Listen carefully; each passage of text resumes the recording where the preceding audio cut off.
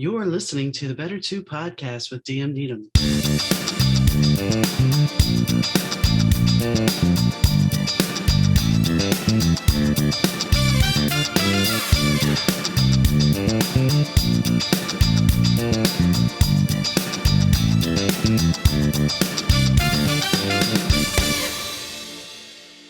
Hi gang, Donna here. Thanks for tuning in to the Better 2 podcast. Today's guest is Trenton Hudson.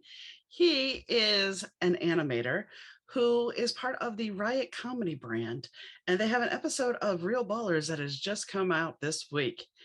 But more than that, he also does stand-up comedy, and he owns the Korma Coffee Company, which is a date-based coffee company. And he explains why he wanted to make coffee out of date seeds.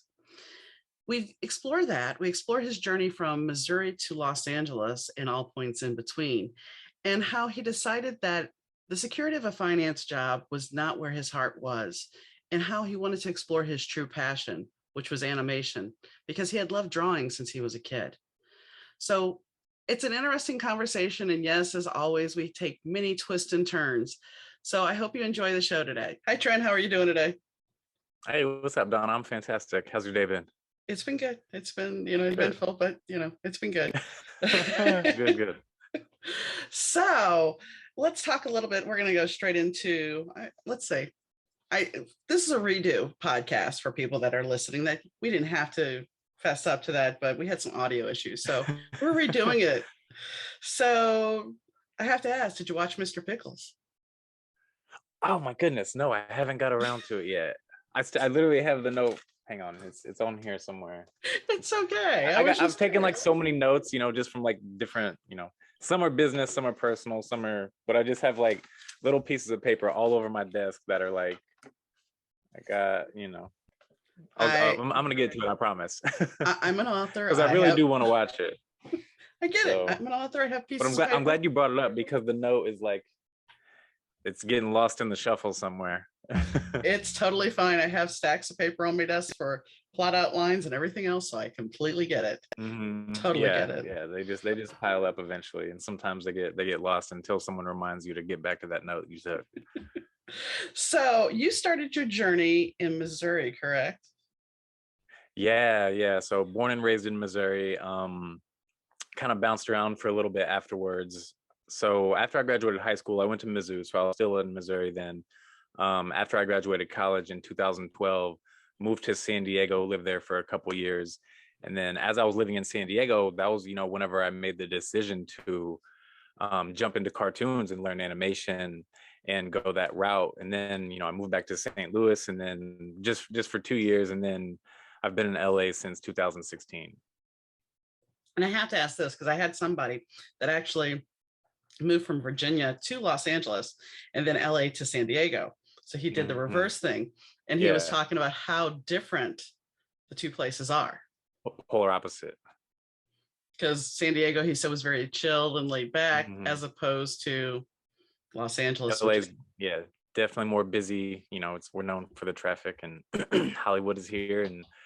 But I love San Diego. I loved living there. LA is definitely much more my speed. I love doing my day-to-day living in Los Angeles. I love visiting San Diego. But yeah, I like the speed of Los Angeles. I'm more of a let's get moving type of person. I mean, it's funny because I've driven in both Los Angeles and New York, and the traffic didn't bother me. But maybe because I live in Chicago, so because although being I haven't spent much time in Chicago, but my experience in Chicago was kind of like my experience on the East Coast and places like New York, where the traffic, it's heavy, but people know how to move in it. We're in LA. I'm like, I feel like the traffic is worse here than it is anywhere, because people are just they're not in a hurry. They don't care. They're chilling. They're relaxing.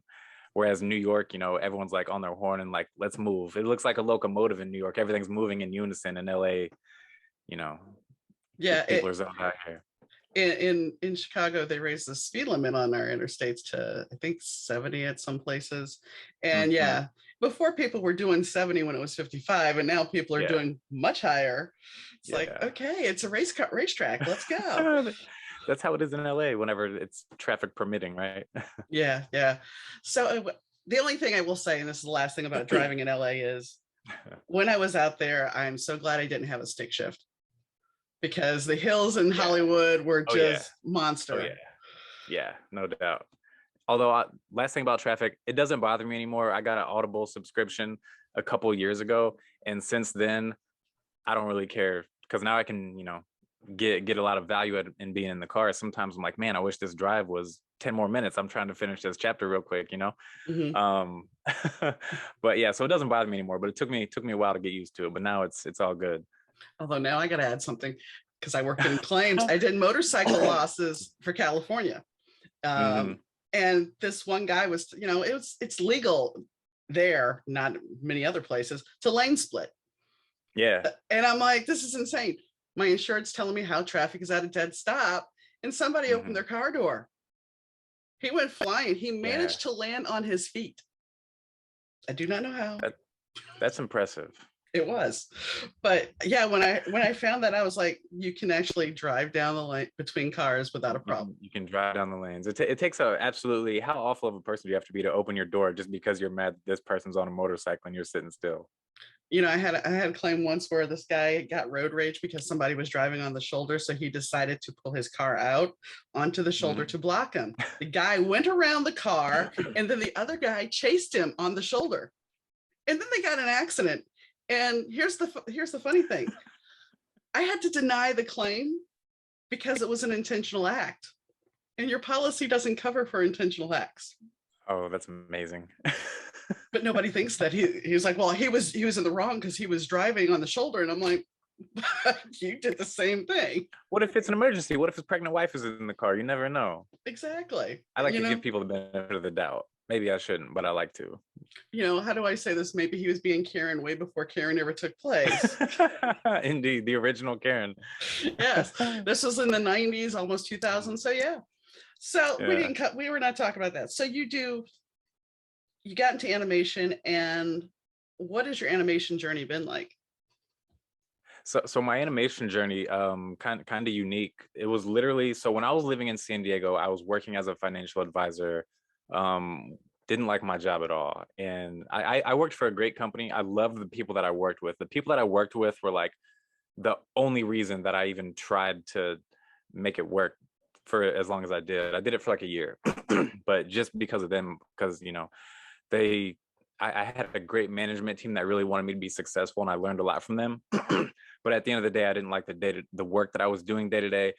I didn't like getting up early in the morning and going to meetings for other people. And at the time, I also wasn't really that much of a morning person. Now I transform myself into one. I get up at like 5 every day. I'm one of those people now. But and but yeah, I didn't like what I was doing, and so I decided that I was gonna do what I wanted to do, and I knew, I always kind of gravitated towards entertainment, and I loved comedy, and me and my brothers, we love to crack jokes, make fun of each other, and everything in the entire world.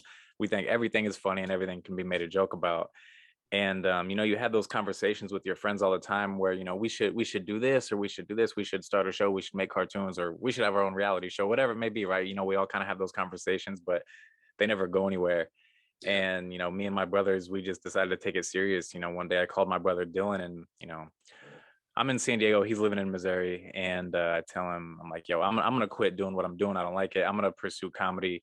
I want to make cartoons, I'm gonna do this and this and this. And he's like, man, I would love to do that, we've always talked about making cartoons. So literally that day, we decided that that's what we were gonna do. So we started looking at what kind of animation software we needed to make the cartoons we wanted to make. And that was what we did. So we how we made it happen from there, we didn't really have the resources at hand to make it happen. So we grew up like poor our whole lives, so we knew how to be resourceful and make things happen. So we got a Best Buy credit card, and we bought 3 computers, maxed out the credit card, and then bootlegged our animation software from the internet because we didn't have any money left over. We've paid for it since then. It's all good. It's all good. Okay. Otherwise, yeah, I would just lie. I'd be like, oh yeah, so we just got the animation software, but now we bootlegged it because we didn't have any money. But sometimes that's we had to be resourceful, and I don't condone that, but we had to do what we had to do. And but yeah, just taught ourselves how to animate from YouTube and watching online tutorials all over the place. And anytime we would run into an issue, we would just, YouTube it, or, go to the company's website and look in their forums. And they also had tutorials on there for, how to, do different things. So everything we did was self-taught. And it was just, we took a year and a half of just learning how to animate, developing a show, trying to come up with characters that had, good, funny qualities, learning how to write and actually, tell a story kind of the right way. And, so once we got to where we were, good enough, and I don't mean like good by any means, I mean good enough to make the characters move, and that's pretty much it. We started putting out content. And you can, if you watch our old YouTube stuff, you can see this huge learning curve of, episode 1 is everything about it is bad, the animation is bad, the writing is bad, the jokes are bad. But then, as you watch, episode after episode, you're like, okay, now I can tell these guys are doing this as they go and learning, and there's just this whole, the animation gets so much better, the writing gets better, it gets way funnier.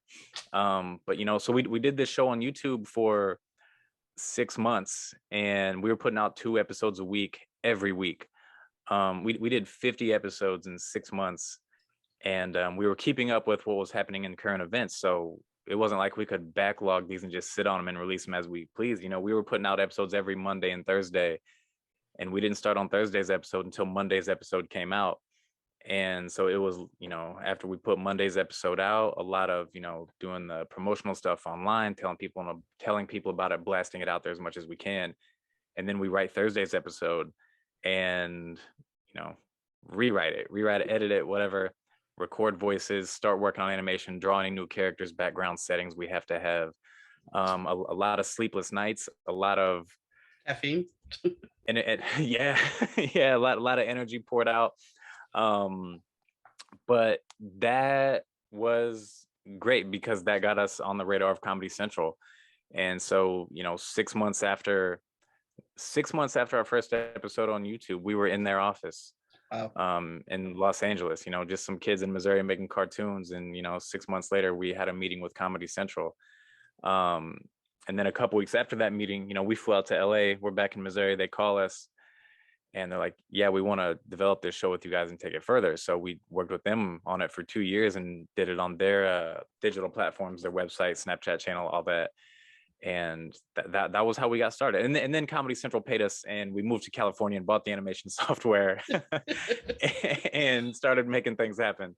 But that was how we got started. It was, a year and a half of just learning. And I think, the hardest part of any, journey that you're on when you're trying to pursue anything that, what your dream, whatever, it's hard to keep your mental state right and keep that grind going whenever, like I said, a year and a half of just learning. So this isn't, we're not putting content out. We're not seeing interactions from fans, likes, nothing. It's just sitting in a room. It's like going to school. So you're not seeing any tangible, kind of progress. Whereas, after we launch on YouTube and, you can track your progress by, how many people are coming to watch our videos, how many new subscribers are we getting each week? You have all these metrics, but whenever you're, just in the learning process, you spend a year and a half of not doing anything. Well, except, learning. And even initially, when you first launch, you got to build that following. So initially, it's kind of like, yeah. So, and you're talking about, go ahead. Yeah, I was gonna say, as long as you can keep the long term, look at the big picture and remember why you're doing it, and what the long term goal is, it's easier to keep yourself in that right mind state. But it's still like a everyday kind of balance of, man, I don't feel like working on this right now. I barely slept last night, or whatever the case may be. But if you can do that, you're golden. Yeah. Well, and it's funny because I was talking to somebody earlier today, and she was talking about how, she had a banking job, she had security, and she grew up with a very bad childhood where, the power was shut off at a time. So they're living by candlelight. And she told herself, I'm never going to be in this position again. And the only reason I bring this up is, so she gets in the financial end, she's in a banking job. And at 28, she's like, this isn't for me. I'm going to go back to school and I'm going to start my own company. So she did. And she's 60 now, and she's successful and everything. But it's like, I think because you were saying you were in finance. When we Mhm. initially when we initially think that we're going to go into the working world, well, we need that security. Yeah. I mean, I had a chance to, Yeah. I worked as a PA or with a PA on a movie set here. And then I did some production stuff on an independent TV show. But when the Mm. TV show wrapped, instead of going back into the, if maybe I can get a job as a PA, I want security. So I'm going to go into the insurance industry, Mhm. which honestly, like you, it wasn't something I was passionate about. It was soul Yeah. sucking. And Yeah. you, Yeah. you go ahead. Sometimes if it doesn't, resonate with you, is, if you really dislike the job that you're going to every day, you got to find a way to to break away from that and do something else. um and that's a lot of what it was for me. Whenever I was making the decision to, do this, and like I said, worked for a great company, a great management team around me, but I wasn't great at it by any means, but I also didn't put the effort into it because I was never liking it from the get-go. Like the whole time I was like, man, did I make the right decision taking this job offer? Yeah. um and then, I'm thinking about this, and time's going on, and I'm just thinking, whenever I finally made the decision, it was literally, I was 23 at the time, and I just thought, when I'm like 50 years old and I wake up and I look back at the decisions that I make, if I try this and fail, I can be okay with that. I can be okay with that, because if I don't try, first of all, let me say, failure has never been on my mind with anything I've ever done. I've been lucky enough to always, kind of have that confidence that, like, if I can see someone else do it, I can make it happen too. Um, but my thing is, if I, let's say I stick the financial advisor thing, and even everything goes well, I make a lot of money, I live good, everything's hunky dory, right?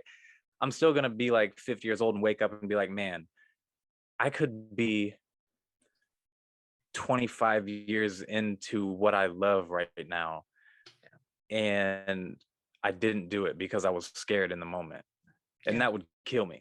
Like, I wouldn't be able to functionally like Yeah. live proper. I mean, I guess, I'm one of those people. It's also like never too late to start. So but then I'm like, then I wake up at 50 and I'm like, man, now I regret this. Now I have to do it at 50 instead of at 25, when I have all the energy in the world to, do the things and try to make those things happen. So it was, all that. Don't want to regret the choices that I make, and I can handle failure. Like, that doesn't bother me. I'll risk it all if I have to to make something that I really want happen. I can live with, coming up short, but not trying, um yeah, can't go that route. I think a lot of people, I mean, that's the thing. The younger generation, you guys are a little bit more fearless than Generation X. Generation X is kind of like, Yeah. well, we were kind of Yeah. instilled that you have to have this, you Yeah. have to do this. I love these Gen Z kids now. So I'm a millennial, but this next generation, these people right now that are, especially the ones that are like 16 to 23, the moves that I see them make, I'm just like, you guys are killing it. Like, this is the generation that is like changing the labor force. They're not, they hate working for people. They won't do it. They trade crypto, flip NFTs, start businesses online, do whatever it takes, because they also grew up in a world where everyone told them, you know, it's your fault if you're not making any money. It's your fault if you have to work Yeah. this sucky job. You don't have to do that. So, and I think it's an amazing thing. And these kids are like just out here killing the game. And I think they're going to be a really cool generation to watch and see how they change the world, and how, and they Well, also grew up in an economy where, like, in America, it's hard to make it here if you're not a business owner. Like, it's right. hard, it's hard to make it working for somebody else. There's only a handful of jobs that pay high level where you can work for someone else and really make a lot of money. I mean, when you look at the future, they're actually working to them getting a job for themselves is the best thing they can do, because automation is going to come in and it's going to totally flip the workforce in Facts. the next 20 Facts. years. I try to tell people that, and like anyone listening, like, if I don't have kids, but if you have kids, you need to be preparing them for a world where most of our jobs no longer exist. And I mean, like, everything. Yeah, I Like mean, I can, everything. what you and I do, the animation, the novel Hmm. writing, that can be done. Podcast, an AI could interview you. I mean, Hmm. there's almost everything that can be taken out, and automation will run with it. And I go back to, we talked about South Park last time. You Yeah. know, Yeah. there was that one episode where they're like, they took our jobs. Well, the whole fact of the Yeah. matter is, it's not people taking your jobs. It's Yeah. automation that's going to do it. Yeah. Yeah, definitely. Although, we're at a really weird point in this because over the last century, the technological advances that we've seen, transform our economy, all the jobs that they've taken, they've replaced with more. I think for every Mhm. job that's been taken, like 1.2 has been added, something like that.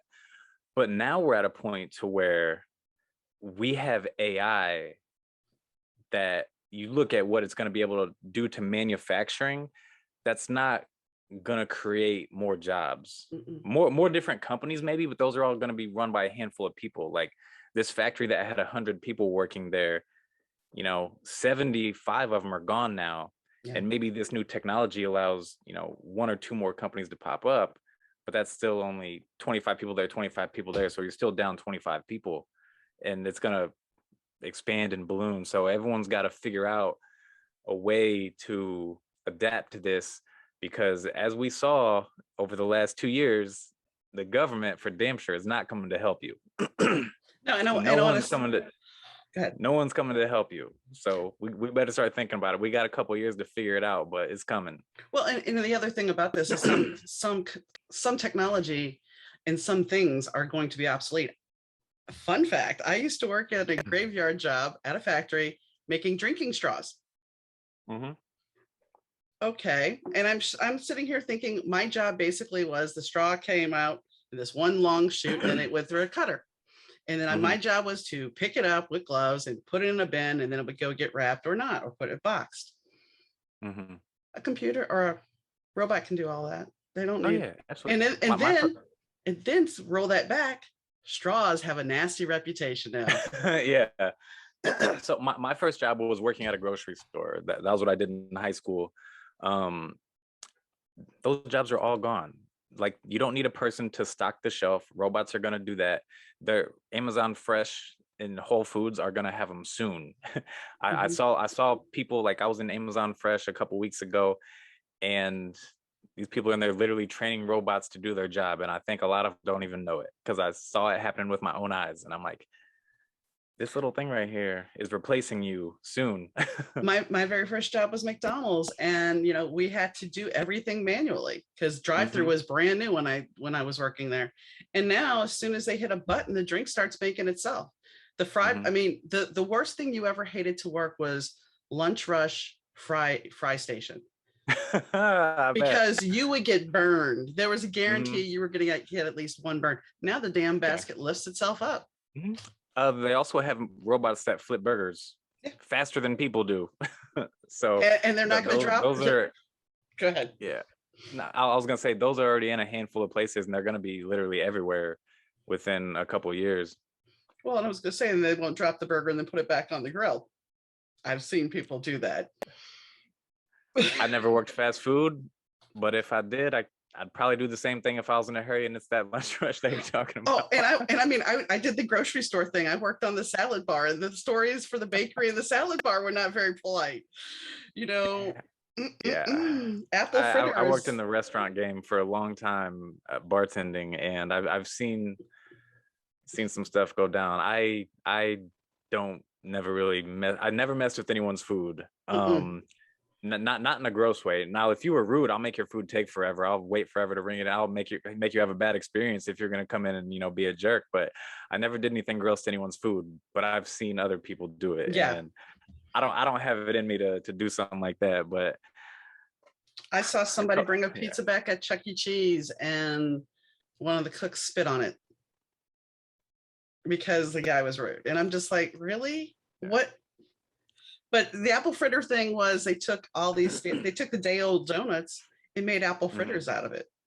Yeah. It wasn't anything gross, but this was cost, Yeah. cost measures. Oh, yeah. Recycle, right? Yeah. So I'm going to go back to animation, since yes, we're going to, we're all over the place. Yeah. Um, So when you're saying your crude, animation skills, I'm just thinking of the early Simpsons and, Terrence and Phillip on South Park. Those are very It, crude. it was more akin to Terrence and Phillip. It wasn't as good as the early Simpsons. Even though the early Simpsons was a little sloppy, it wasn't that good. It was, very, stiff movements, blocky, simply drawn, front facing, not the 3/4 profile like you get from the Simpsons. It's, the front like Terrence and Phillip, South Park. So it was, pretty ugly, but then we started to figure it out, and eventually we got good enough. Now everything we make is TV quality, but Nice. at the time it was, yeah, quite a learning curve. But it's fun to like go back and look at those episodes and see, how far things have come. And it's like I go back and watch those episodes sometimes and I'm like, man, how did Comedy Central think this was even good enough to talk to us? Like it, I don't know. It was pretty funny, but the production quality was, I think maybe they must have known that, like, okay, these guys are good. They just need a little guidance from us to point them in the right direction. And they did. Like that was, working with Comedy Central was, such an amazing experience for us because it took everything we were doing up just multiple levels, like immediately. The writing got better, the jokes got tighter, the production quality, the animation. When we were doing stuff on YouTube, we didn't even have background music in the episodes, and it moves by like so slow, it seems kind of boring. And little things like that you don't realize whenever you're in the beginning process. So we worked with them for a couple years and literally got a master class in animation production and writing. And that's like we did in 2 years what you can't do in 4 years of college.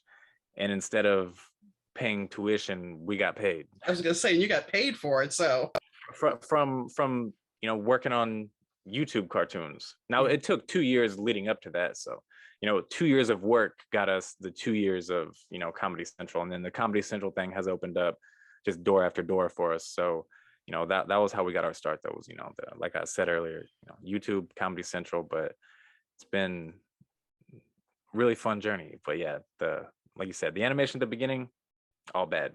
but that's the thing. If you're willing to put the work in and put it out there, take that risk, it's going to pay off. So Definitely. let me ask you this: when you were a kid, were you making voices? Were you creating little character voices all the time?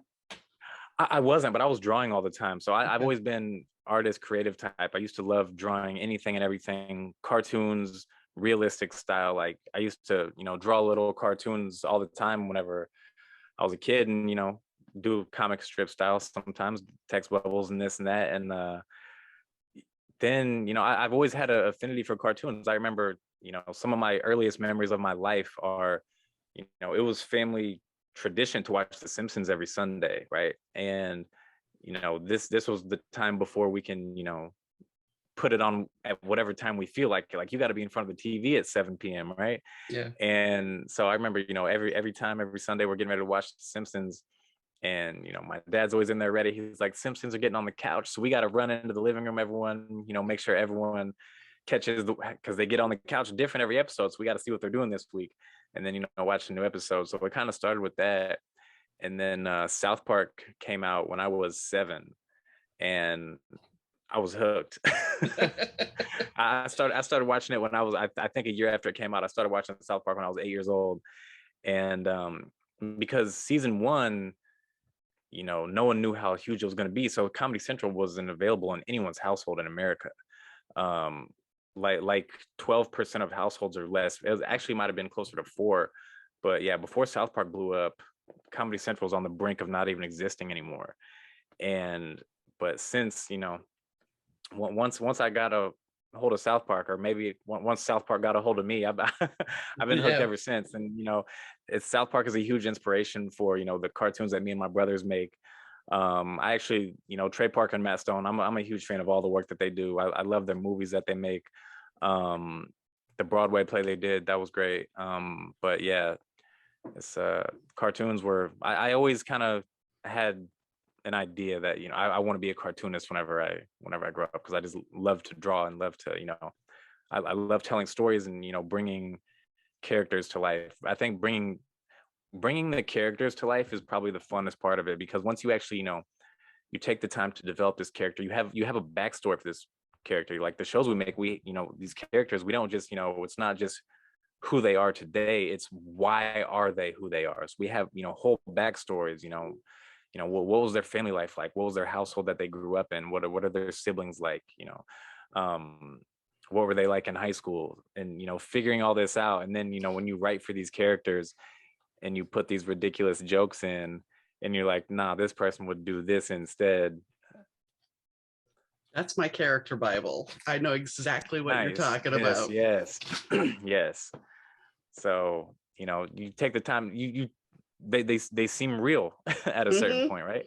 Yeah. Um, so, when we talk about our characters in our show, it's, it's not just, we can't just throw funny lines in there. We got to keep it true to who the characters are. And that's always, a big part of, making sure when we're working on scripts, to keep stories consistent over, the length of a season or series, whatever. But yeah, just whenever you're developing these characters, it's a lot of fun. And so, yeah, I've always been an artist. That's what I consider myself at heart more than anything. I know I like, have different business things going on and this and that, but I've always considered myself an artist. That's who I am. You did some comedy, did some stand up as well, didn't you? I do stand up every now and again. Yeah, I actually really love doing stand up. I took quite a hiatus during the pandemic because I live in Los Angeles and all the comedy clubs were closed. It isn't like, some other places where things were open. And they just really started to open fully back up. A lot of them, they, mask up and whatever, but they're open because for a while, a lot of the comedy clubs out here, they were trying to do these virtual shows, and no thanks. I tuned into one as an audience member to see how it was kind of going to be, and I was like, I don't want any part of this. I don't. How do you feed? How do you feed off the energy? There's no.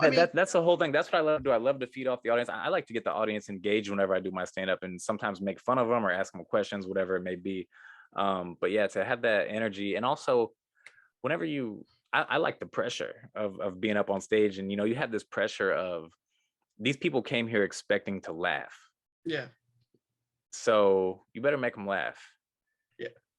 But so without that, I feel like doing a virtual show because I can't hear whether they're laughing or not. So I'm just standing up here telling jokes with no pressure.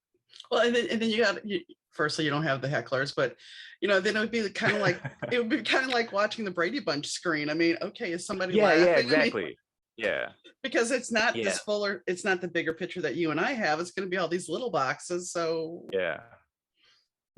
I couldn't imagine doing that. It would be it would be like shouting into the void. Yeah. Even though there's people there, it's still, there's no energy. Yeah. And for me, I like, that pressure brings out a better performance for me anyway. I don't know, everyone's different, but it forces you into a deeper concentration when you're up on stage, and it'll like that pressure. So I don't know how familiar you are with flow states of consciousness and things like that, and the listeners, but whenever you get into a flow state, it's essentially like your highest performing state, where basically like some parts of your brain shut down to where you can just focus, and it's like whenever you're doing important tasks and you're just moving and grooving and time is just non-existent, right? So when you're on stage and you have that pressure, immediate feedback and pressure are actually both triggers of flow. So those two aspects help you get into a flow state and concentrate deeper. So for me, like when I have that going on and I'm on stage, time just flies by. Because when you're nervous and you're unprepared, it seems like you're on stage forever. Like I did a 6-minute set not long ago, and it went great. But whenever they gave me like the light for 1 minute left, I was like, oh my God, I've been just up here just telling jokes. And I was like, I got 2 minutes left of material, because that's what's timed out in my head. I was like, I gotta wrap up 2 minutes of jokes in 1 minute now and see how I can navigate through this. I'm literally like sitting here telling jokes, saying, jokes out loud and thinking this in the back of my mind. and then I got into it and it went really well. But without, I don't know, I think if I was doing this, screen stand-up set, I think, I would have I think it would have distracted me and I would have got thrown off because I don't have the pressure and the performing and the energy from the audience. That's what I love, is just the energy that, a room brings to you. So yeah, I sat out the virtual shows. Well, and what you're saying about flow makes total sense, because I think back to me, I was known sometimes in school for procrastinating. I do my report the night before, destination Same, procrastination. always. But here's the thing, you got it Yeah, done because you were under that pressure and you knew you could always. get it done. Yeah. And there was the Yeah. rush. There was the rush of, I'm gonna get this done. And so yeah, I get it. I get it. I totally get it. I was So the same, always. and I don't know why that is. It would drive my mom nuts, but it's like that's how I function, and wouldn't get it. Yeah, same. Some of us are just wired that way. I think so. I think it's the creative side of us. The people that aren't creative don't get that. Yeah, it's like you said with that, the pressure of that rush, because you literally procrastinate. You think, okay, this is gonna take me 2 full hours to get done, and I gotta be at school. I gotta leave for school at 7:30 in the morning. I can get up at 5:30 and get this done and get it done, and it'll be fine, and get a B+ on it. Yeah, and I'm okay with that. But Me too. Me too. I mean, I really hate to say it, but because I am a writer, but in college, my first college paper, my midterm or my term paper, I had the dean of the English department, and I thought to myself, she's not going to have time to read my paper. So I put it in, I wrote up this paper, and it was about the PMRC, which was the Tipper Gore run Let's Label Music with Warning Labels.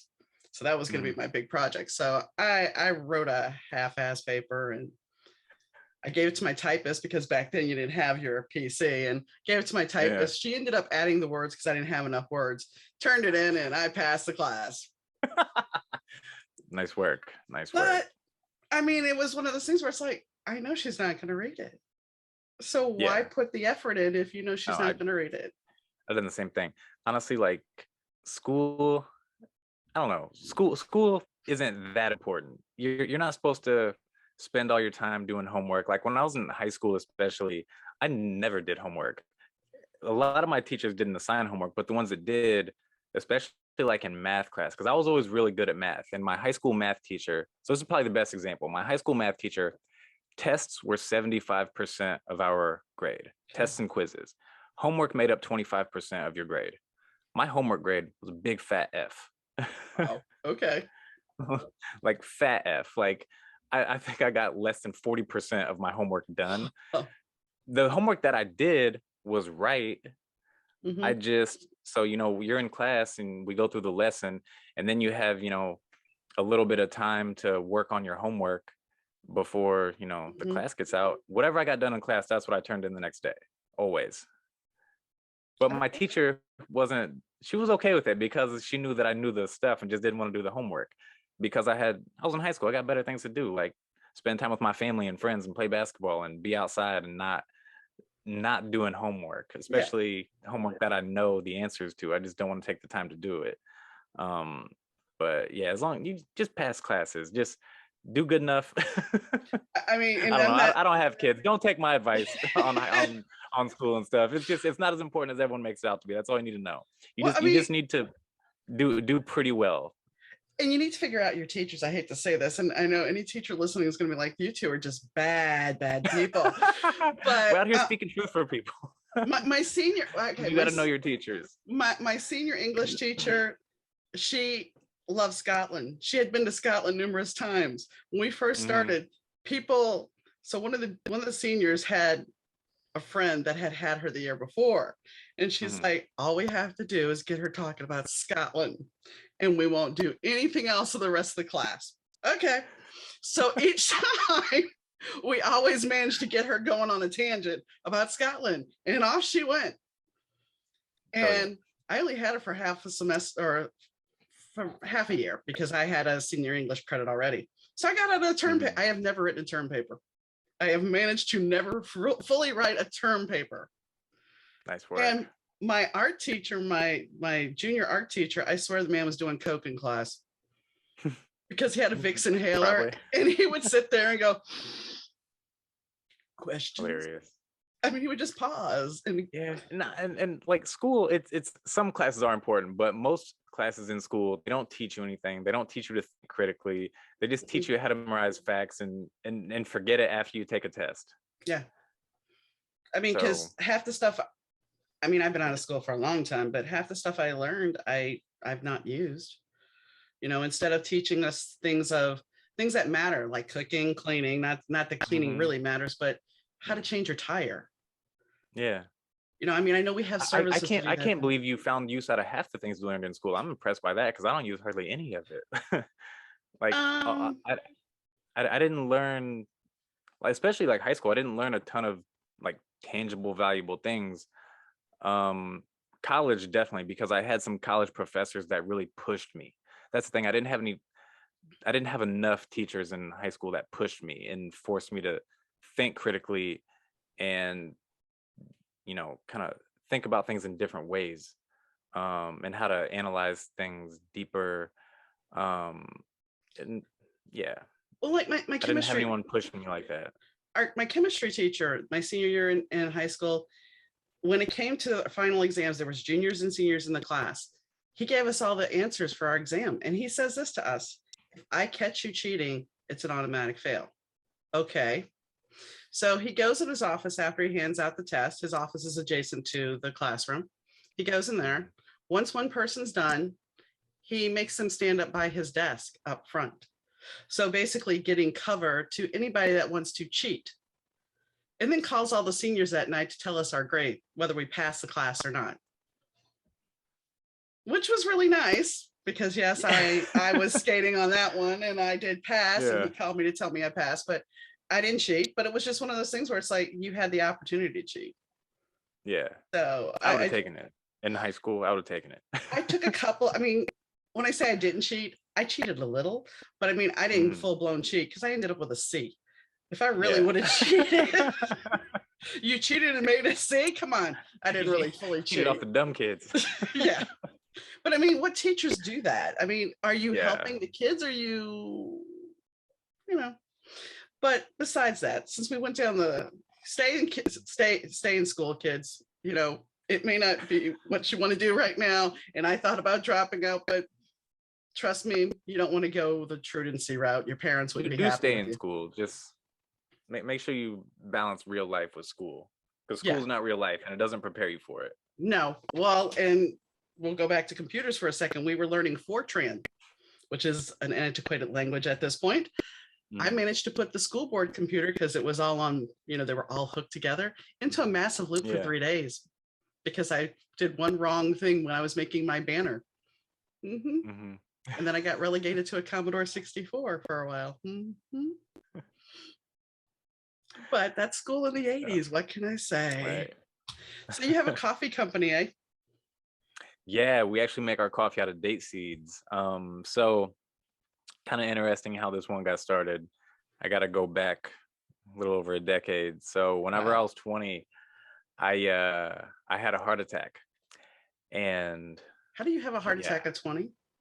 One of those fluke things. So I have 2 aneurysms in my LAD. So maybe you don't know what an aneurysm is. Probably some of your listeners don't, because I didn't know what it was until it happened to me. Okay, so I didn't know what it was, what an aneurysm was. I knew they were dangerous because it killed Bruce Lee. That was all I knew about aneurysms, right? So an aneurysm is essentially, for those of you who listening, it's when the walls of your artery wall weakens and it'll expand like a balloon, and so your blood doesn't flow straight through there. It can tumble in there and it'll clot, and then it'll cause a blockage. If like that's what killed Bruce Lee. He had an aneurysm in his brain.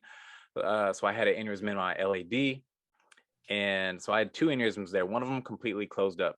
They put a stent in the other one. Although that one actually closed up a little over a year. 15 months later, I had another heart attack.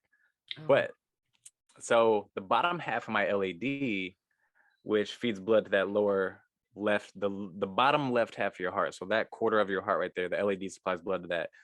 There's no blood flowing through my LAD anymore. But before I had my first heart attack, my heart had already began developing feeder arteries around that. Because otherwise I wouldn't be here right now. So someone's looking out for me. I don't know what I'm doing right, but something. But so yeah, my heart developed feeder arteries around that, and actually my heart now gets complete adequate amount of blood flow, um, super healthy. My heart suffered almost no damage whatsoever from 2 heart attacks, which is a miracle Nice. because whatever damage is done when you have a heart attack, that Yeah. doesn't repair. That's you're stuck with that. So I'm incredibly blessed, lucky. So basically, I can do, I have normal heart function. I can play basketball, work out all day, whatever it is. But caffeine gives me chest pain. So I pretty well avoid coffee, but I love coffee. I love the flavor of it. I love the smell of it. I love having coffee in the morning or on cold days, whatever. Um, but coffee does love me back. So I happened to be eating dates one day, which I have dates like all the time. I love the medjool dates. And I just, found myself throwing away a lot of seeds. And I'm like, there's got to be something I can use these for, right? So I just Googled, what can I use these date seeds for? Um, you can roast them and turn them into coffee. So I Nice. started making it for myself and I loved it. But I got tired of making it and I wanted to buy it in the store, but I couldn't find it anywhere. So I was like, okay, well, here's a chance for me to provide something for others, because I know if I love this and I was looking for this, then there's other people looking for this too, because like 40% of Americans suffer from heart disease. I mean, I know they lump a bunch of stuff in there that's not like super serious. Like Yeah. they throw like hypertension in there, and that's just like slightly high blood pressure. And but either way, you should probably be avoiding caffeine if you do have hypertension. But that's your choice. I'm not here to convince anyone. I'm just here to provide something for people who want something healthier, or whatever the case may be, or pregnant women can't have caffeine or shouldn't anyway. So, this is safe for them. Ton of vitamins, minerals, antioxidants, super good for you. So it was literally like everything that I was looking for. You don't really get a caffeine buzz from it because of no caffeine, obviously. Although for me, that was never an issue because caffeine never did anything for me. I could literally drink a cup of coffee right now and go to sleep and sleep sound. Um, so I always drank coffee for the taste. Um, but yeah, so this is, akin to it gives you natural energy. So it's like if you got up in the morning and ate an apple and an orange, right? And then, you have your vitamins and minerals for the first part of the day and you're ready to rock. But so yeah, this is, you know, just a little healthier alternative to your traditional coffee. It's called Korma, Korma. So our website is kormacafe.com. Got a handful of flavors on there. We got a classic, a light roast. We got toasted coconut. Right now we have pumpkin spice, which that's almost gone. And we're not getting any more this year. So, yeah. So it was something that I really wanted to. It was something that I believed in because I had already been making it for myself, and so it was really a chance for me to help others who were maybe in situations like me or whatever it may be, and put a great product out there that's actually like really good for people, because I eat really healthy like 99% of the time, although during the holidays I'm not near as disciplined. But Yeah. the other 10 and a half months out of the year, basically, if it doesn't come from the earth, I don't eat it. So it's just fruits, vegetables, nuts, seeds, whatever else. I do eat animals. I'm from the Midwest. I'm never gonna stop eating burgers. That's about the only time I eat bread, though, is when I eat burgers. Um, so I'm one of those people, like, I have a pretty big problem with the things at the grocery store. I'm one of those people, like, I do all my shopping on the outside aisles, so just the produce, the Yeah. deli. That's pretty much it. I don't go up and down the aisles where all the sugar, refined carbs, nonsense. That chemical shitstorm. Yeah, basically, yeah. So I didn't want to say it, but let's call it what it is. It's my pod. It's my show. I'll say it. Do you? But yeah, so everything that I put out there is always gonna be, whether it's my cartoons. I do cartoons that I think are funny. I don't do what I think the audience is gonna want. With the coffee, I do what is good for us because it's something that I believe in. I don't put garbage in my body. I'm not gonna try to sell garbage to other people. So our coffee, it's literally just organic date seeds roasted and grinded up, and there's chicory root in it, which chicory root is a dark bitter herb. It's actually super healthy for you. Like fiber, it's got prebiotics in it, although we don't say like our coffee has prebiotics in it because it's a small amount of chicory in it, but it's actually super popular in New Orleans, but it makes I the was gonna coffee a little say. bit more bold, and Yeah, it goes great with the date coffee. Like it pairs so well together. It's delicious. But yeah, it's like all, it's organic dates, everything's sustainable. Just, you know, the toasted coconut is just date seeds and coconut. Like there's no sugar, there's no whatever else they're gonna throw in there. Um, so everything that I put out there is stuff that I stand behind and I love. So I know there's other people that are, you know, conscious of, what they put in their body and want that, same kind of healthy aspect of it. So I'm happy to be able to put that out there for people. the chicory, what you're saying about New Orleans is very true. I mean, Mhm. growing up, that's all that, community coffee and chicory. So, Yeah. and my husband, when we went down there, he tried it. He's just like, "What is this? This is like slap you in your face," because it was I don't so like strong. chicory by itself. No, Mm-mm. it's very bitter, very bitter. Well, and he was a Sumatra drinker, so he liked a Okay. bold coffee, but this was Yeah. just, Well, it doesn't taste like coffee. That's the thing. yeah, It's like coffee's cousin, right? It's coffee's like lesser liked cousin. yeah, yeah. But when you pair that chicory, a little bit of chicory with, the date seeds, because the date seeds are a little sweeter than coffee. They're quite a bit less bitter. It's not, just the date seeds by themselves doesn't really provide a strong coffee flavor. But when you pair with chicory and the right amounts of each, I love it. Like I drink it all the time, and not just because it's mine, because I would rather not drink it because Yeah. cutting in my inventory. I'm like Scarface. I'm getting high on my own supply. But if you like it and it works, No, I love it actually. I truly do. I drink it like almost every single day.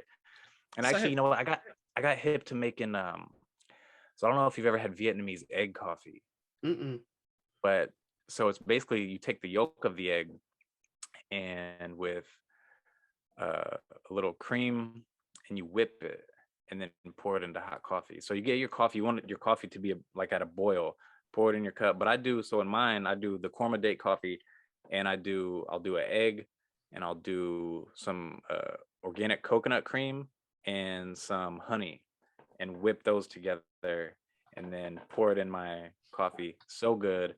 It's delicious. And it's like whenever you're busy, mm-hmm. it's a really good like afternoon kind of snack because you got the heaviness from the egg. So you got protein, you got the vitamins and minerals from the egg and the coffee and everything. So whenever you don't feel like cooking and you're in the middle of stuff and you just want to take a few minutes to make a coffee that'll get you kind of full, the Vietnamese egg coffee, the way I make it is it's where it's at.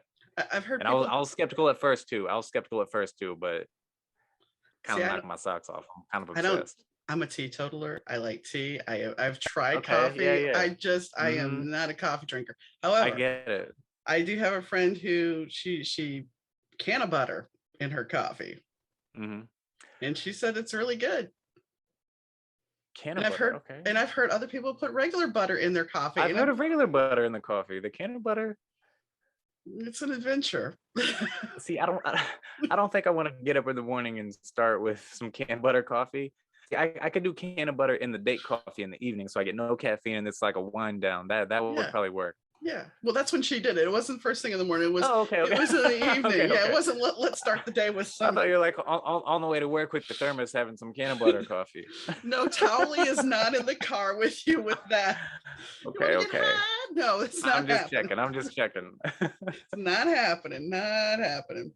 So where do you see yourself going as far as projects? I mean, you have some in the pipeline, I know, and I know you had a Mhm, meeting and that didn't turn out exactly. So where mhm. do you see maybe in the next 5 years, where are you hoping to go with this? So there's a few things that we're actually working on right now. So I know like you and I talked about a meeting that I had with a net one of the networks out here, and they passed on one of our shows. But we're actually like we're always working on shows, and we have relationships with like pretty much every streamer out here, every streamer network that's a fit for our brand anyway. Like we know people over there. We've been out here for we've been out here for 5.5 years grinding now. Um, so we're actually working on another show with a couple of former NBA players, and Nice. there's a like super. I don't want to say who is thinking about producing it, but very big name in comedy, but their production company had some notes for us. And then, one of the managers of one of the people that's working on the show with us was like, yo, if this production company produces this and you all get those notes back, this company, this other comedy network over here wants to hear a pitch for this show. So Nice.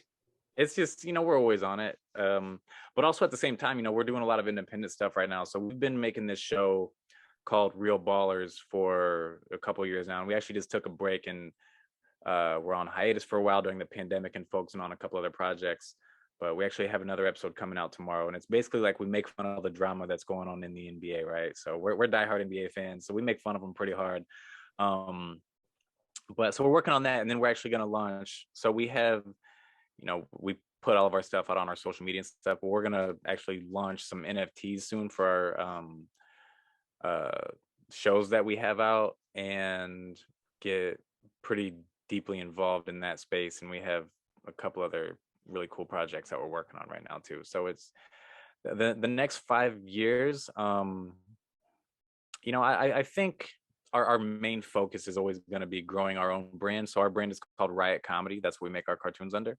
So it's always going to be growing that, because at the end of the day, Hollywood is, I was saying, over the next 5 years, I love being in Hollywood and being a part of this, but it's like when you're doing so much running around trying to, pitch shows and stuff like this, it's like at the end of the day, you might have the single greatest show ever thought created. You might have potentially the greatest show ever made in human history in your hands, but you could take it to an executive that doesn't give a shit about it, and so they say no. And that's just a game that I don't put a ton of effort into playing. I have some effort for it because I think it'd be amazing to, have a show on Comedy Central or Netflix or whatever it may be. But at the same time, it's like I don't put my future in other people's hands. I only have X amount of energy to dedicate to that, and that is not a ton of energy, because I can dedicate my own energy to building Riot Comedy and strengthening our following. And we have a really good following behind the cartoons that we make already, between when we were doing the YouTube show and we have this NBA show. So we have a strong following. So it's just strengthening that's our focus is. I think 5 years, it's tough to say because of the way technology is changing. Right. So it's it was random. I mean, you don't even have to go all the way 5 years. It was just a number I pulled out. I know. It's just so I mean, I'll say a couple movies in the works, and a bigger brand name for Riot Comedy. That's the next 5 years, and exploring the NFT space and different things. We're big into technology over here, so we're always trying to learn about what's the latest in crypto, NFTs, and things like that whenever we have time to dedicate to that. So and I'm looking at different ways that different artists are funding their projects right now, and the NFT space is it's amazing what some of these people are doing right now, selling part of the rights of their work or album artwork and different things like that. So the way that changes, who knows what's going to happen in the next 5 years for us. So, but it's still working, taking advantage of opportunities, creating content, and being funny. And we have a brand of comedy that is really funny and offensive to some people, but there's a lot of people that do jokes that are kind of push the line, but they do them for shock value, and it's inauthentic. You know what I mean? Mm-hmm. And we always are aware of, we don't do anything that's cheap. If we do a dumb joke or something that is shocking, it's because it fits into who the character is in the show, right? It's not we don't say things just to say them to get a reaction out of people. That's never what we do. But our comedy, though, is, like I said, we think everything is funny. Like if your dog died this morning, that's not actually funny at all. But that doesn't mean you can't make a joke about it. That doesn't mean there's not a funny element there. Because when I was in the hospital with my first heart attack, I was in the hospital for a week. literally not knowing what's going to happen long term or even this week because we didn't have any answers.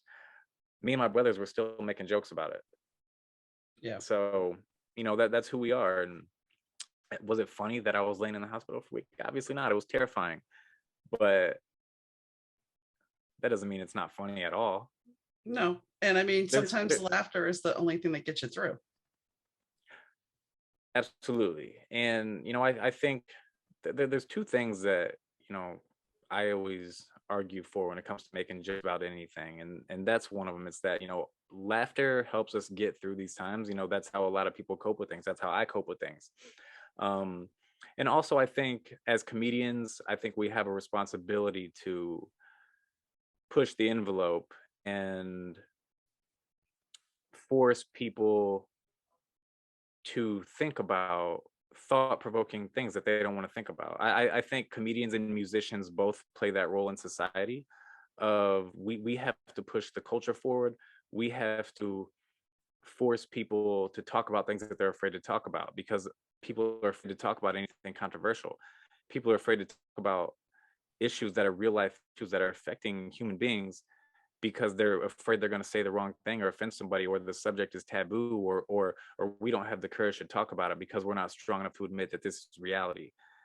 But comedians and musicians, we can force people into thinking about those things and talking about those things.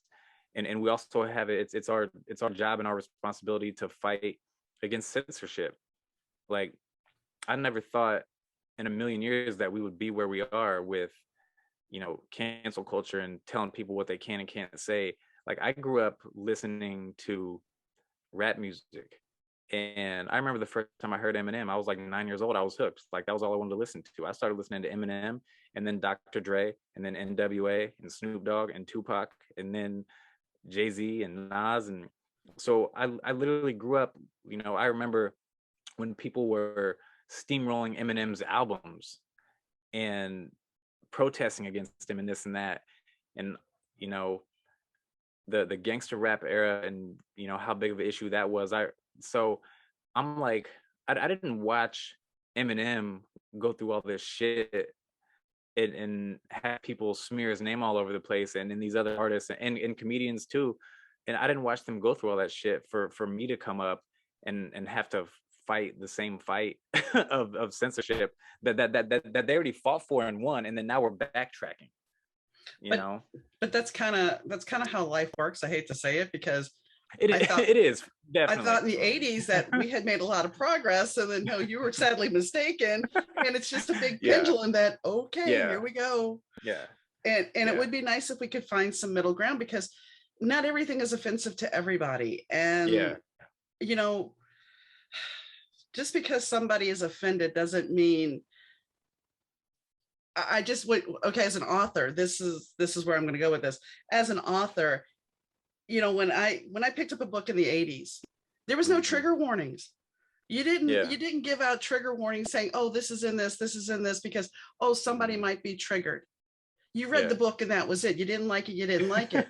Now, oh no, I need a trigger warning, because, this is in here. It's, and that's what bugs me, is that, like, you don't need a trigger warning. What you actually need is a stronger mind. Yeah.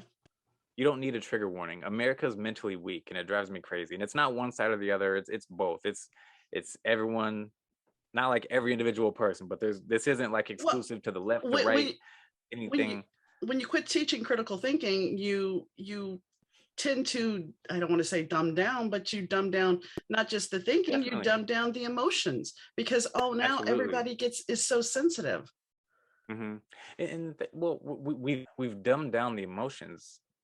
On one end of we've dumbed down the emotions of empathy and understanding, but we've amplified hate, the anger, the jealousy, the hate, the rage. That's why, like, you see everyone like at each other's throats right now, and it's like this has been a noticeable pattern. It's gotten worse and worse over the last 5-6 years. I think we really started to notice it around 2014, 2015.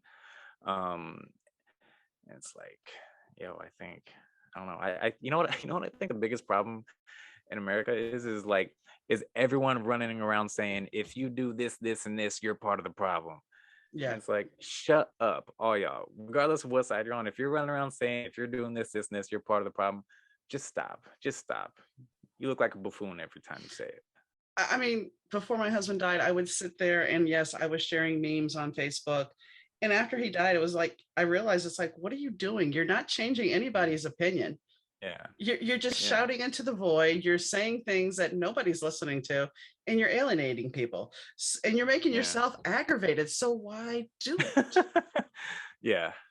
It's just, Yeah. Well, and kind of staying on the same subject, I think, talking about, people saying you're part of the problem, this and that, it's like everybody wants to be heard, but no one wants to listen. And that's the thing. Everyone goes into everything with such a closed mind. It's like, I have my mind made up. I'm not open to what you want to say because I have all the answers. So I got to explain to you why I'm right. And that's why everyone thinks about everything. And that's why we're so divided right now. And, you got people who's going to say, oh, well, we're so that's a divisive issue. Like, let me say this: there's no such thing as a divisive topic. There's no such thing that's made up.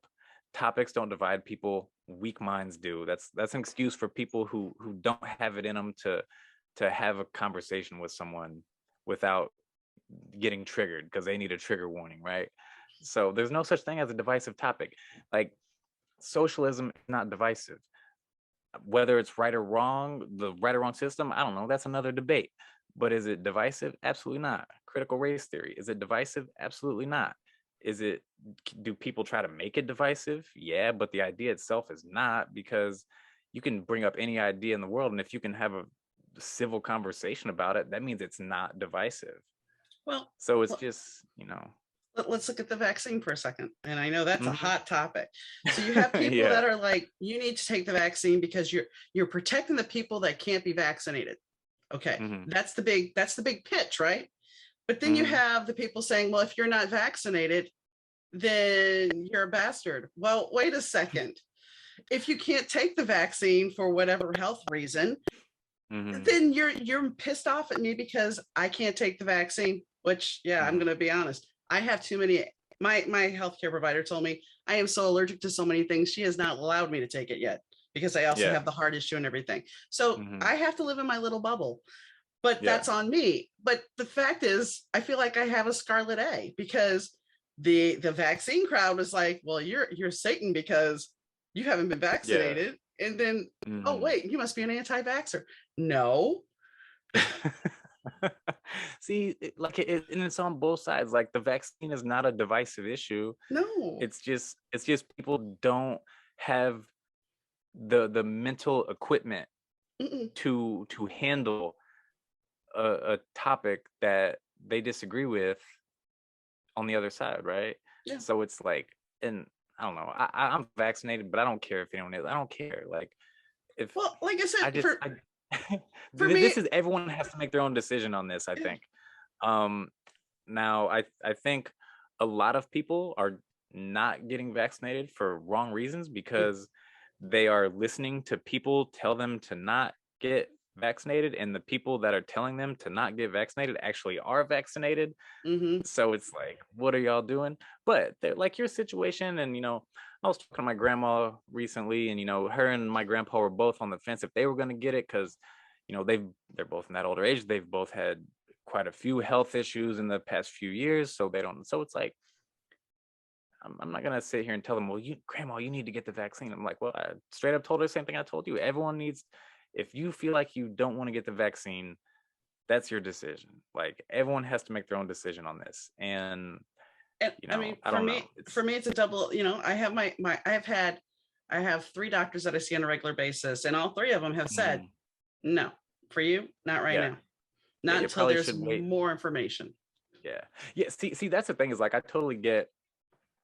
I mean, I feel like that's the only valid reason to not get the vaccine, is like, I feel like there's two reasons. Like, you're unsure because of your health status, and if you're just like, I'm just gonna wait and see how this plays out for a minute before I get the vaccine, that's totally understandable. Yeah, If you're, I mean, because what, the vaccine's been out for a year almost. The almost. first the Yeah. first people started getting them vaxxed last November, December, and then everyone else kind of like early early this year. But a year isn't a ton of time for uh research on this. I mean, it is whenever it comes to its efficiency, the efficacy of the vaccine, right? So we know at this point for sure the vaccines are more effective against preventing serious ailments from COVID against just your immune system. Like we know that to be a fact.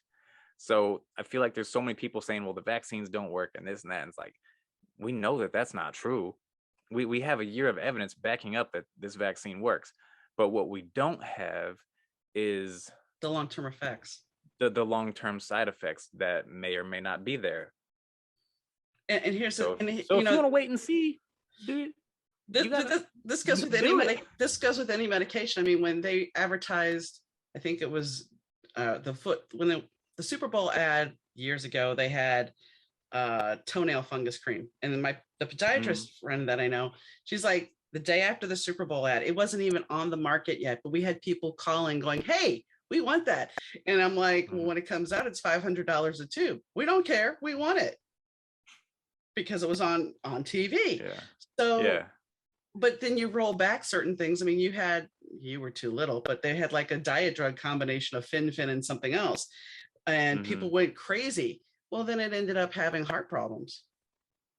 It was here's the thing, and I'm gonna pick this from a meme because it was a funny one to me. So it's a meme. I think it's one with He-Man where he like gives you some news and then he rides off on the bike, right? So the news is like, he says, remember kids, every commercial that starts with, if you took such and such medication, you may be entitled to compensation. All those were FDA approved at one point.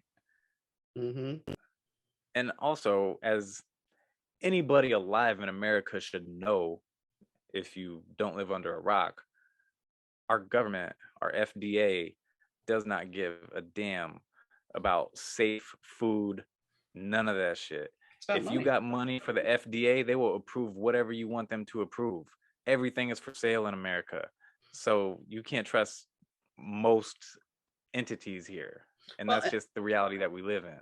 And let's be honest here with when you're talking about up for sale, it's like the drug manufacturers, they make this stuff. They may run clinical tests, but they're not going to release all the clinical tests because they look at it this way. And if they do, even if somebody dies, well, let's see, that lawsuit, that's not going to be a chump change. We're going to make more money with this drug than we are paying out lawsuits.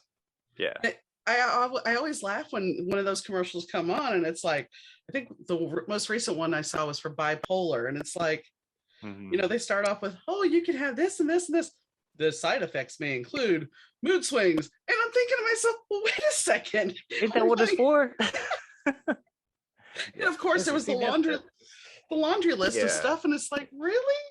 Yeah. And that's the thing, is like all of our medication is like, it doesn't treat the issue, it treats the side effects, right? So if you have back pain, like the medicine treats the pain, not the problem. So the pain, you might not feel it, but that problem is still there. And that's how, a metaphor for how all of our medicine, most of it, 90% of it works here. Well, here's a lovely story you'll love.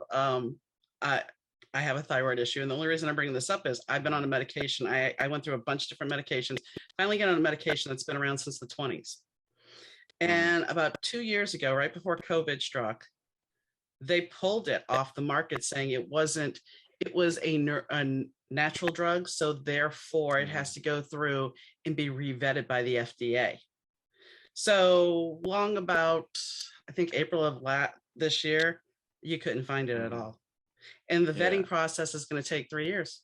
So everybody that was taking this drug, basically either you get a compound similarity of it or you get nothing. We don't care that we pulled it off the market, leaving you in a lurch. Yeah. So, and I'm sure Big Pharma had it, because Big Pharma had to raise that stink to get this pulled by a smaller pharmaceutical company. Yeah, because it's been around for so long that they can't make money off of it anymore. Exactly. Not big bucks anyway. No. Pennies, but they ain't after that. Yeah. But yeah, that's We always end up, last time we digressed into talking about South Park and everything, and now we're digressing into this. And I'm sure you're like, well, Yeah, yeah. I didn't come on here to talk about this. But That's the way the conversation goes sometimes. exactly. Well, is there anything, because I've taken up a little over an hour of your time, is there anything that we did not cover that you'd like to add? We got cartoons, comedy, and coffee. That's my life in a nutshell right now. Where can they find your show at? So the best place to find us is, so if you're on social media, Riot Comedy is our handle for everything. Riot Comedy on Instagram, Facebook, YouTube, TikTok. If you want to check out the Comedy Central show that we did, it's called The Lounge. You can go to Comedy Central's website and just search The Lounge in their search bar. It'll pop up for you.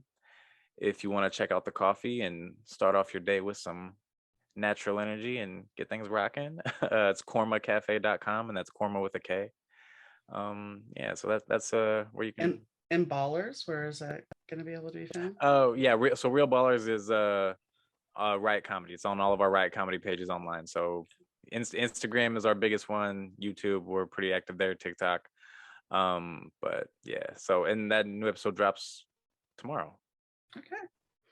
All right, which will say, I believe this episode actually will be airing this week. So nice. It'll already be so out. It's already out. It's already out for you guys. Riot Comedy, the new episode of Real Ballers. We're making fun of Kyrie Irving for not getting the vaccine. And I have a friend who listens who loves the Bulls, so she may check it out. So thanks, Trenton. Hey, thank you so much for having me. Appreciate you. The conversation with Trent was really an interesting conversation. Who knew you could make coffee out of date seeds? Although I have made ice cream out of dates, surprisingly enough. So the multi-purposes of dates.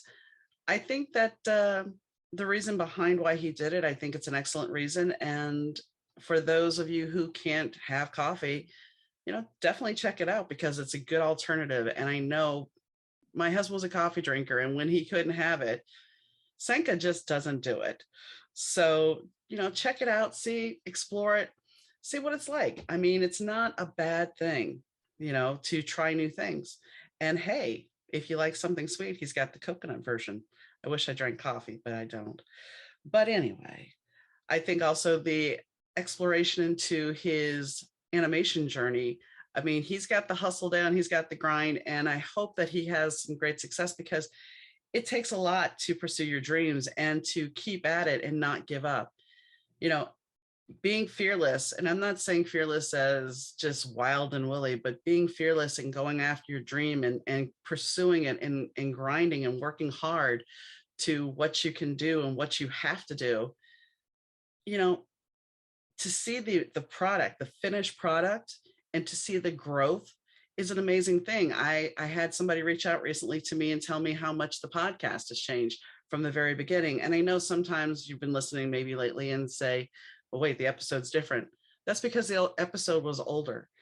So the newer episode, I found my, dare I say, I found my groove, and that's where I'm at now. So just with anything, and this is what I want to tell you guys, and it's the same thing he was saying too, is, don't give up, just keep doing it, keep working at what you're doing and making it better because, you're not going to be perfect the first time out. I have a friend who wants to start doing YouTube videos, but he is so up in his head that he's like, I can't do it. And it's like, just do it.